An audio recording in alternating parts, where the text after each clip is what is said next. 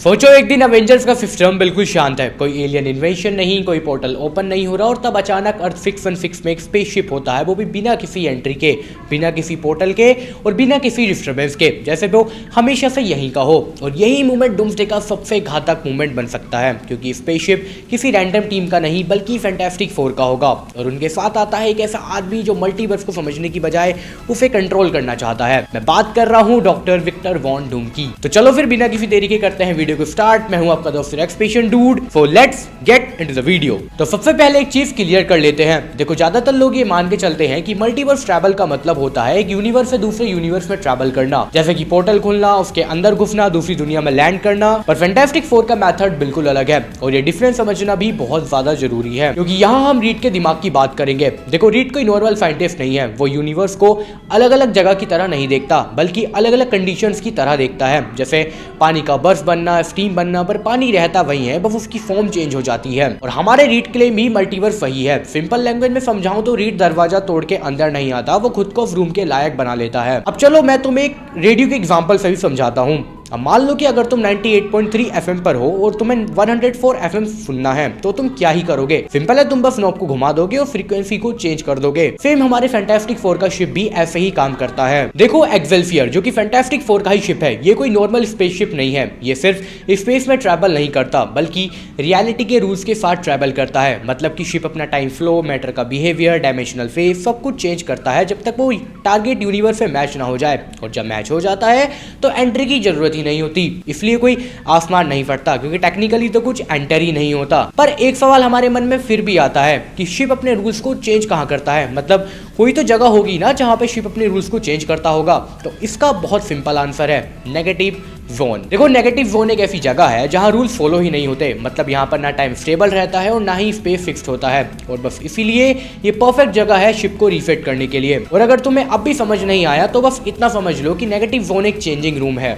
मतलब तुम बाहर जाने से पहले यहाँ अपने कपड़े जरूर से बदलते हो। अब मैं तुम्हारी बात नहीं कर रहा, क्योंकि तुम तो शायद कपड़े कमरे में ही बदलते हो, तुम्हारा कोई चेंजिंग रूम नहीं है। गरीबी ऑन इट्स पीक।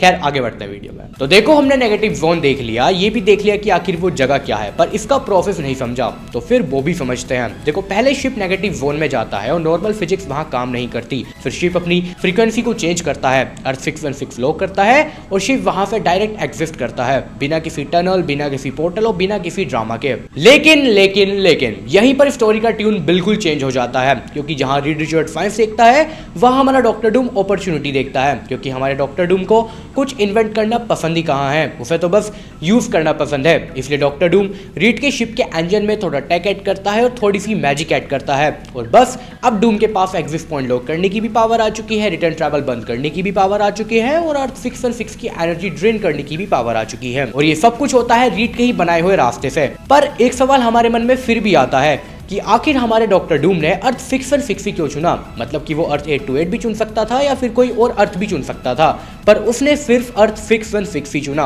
अपने प्लान को कामयाब करने के लिए। तो देखो भाई साहब, वो इसलिए चुना क्योंकि अर्थ 616 कोई रैंडम यूनिवर्स नहीं है, क्योंकि इसमें सबसे ज्यादा सुपर हीरोज हैं, सबसे ज्यादा कॉस्मिक एंटिटीज एक्टिव हैं और रियलिटी काफी ज्यादा अनस्टेबल है। या फिर मैं ये मान के चलूं कि लोकी और कैप्टन भी अर्थ 616 के ही हैं। तो एंड देखा जाए तो पिक्चर काफी ज्यादा क्लियर है। रीड रिचर्ड्स भले ही रास्ता बनाता है, पर डॉक्टर डूम डिसाइड करता है कि रास्ता कहां खत्म होगा। सिंपल भाषा में कहूं तो रीड रिचर्ड्स साइंस से मल्टीवर्स को समझता है, पर डूम साइंस और मैजिक से मल्टीवर्स को झुकाता है। और डूम्सडे में फैंटास्टिक फोर का आना सिर्फ एक एंट्री नहीं होगी बल्कि एक चेतावनी होगी अवेंजर्स और सारी टीम के लिए कि अब फैंटास्टिक फोर आ चुकी है, मतलब कि अब इनके साथ डूम भी आ चुका है, सावधान हो जाओ। लाइक बिल्कुल इन्फिनिटी वॉर की तरह, जैसे जब ब्रूस बैनर अर्थ पर आया था तो जैसे उसने सबको थैनोस के बारे में बताया था, तो वैसा ही कुछ, या फिर शायद उससे भी काफी ज्यादा बुरा।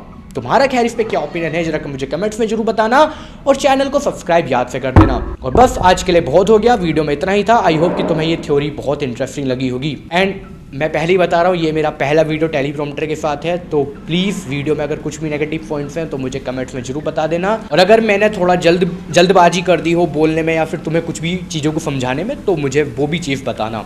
बट आई होप कि तुम्हें वीडियो पसंद आया होगा। धीरे धीरे मैं अपने आप को इम्प्रूव कर लूँगा। जब तक के लिए bye bye, take care, Tata.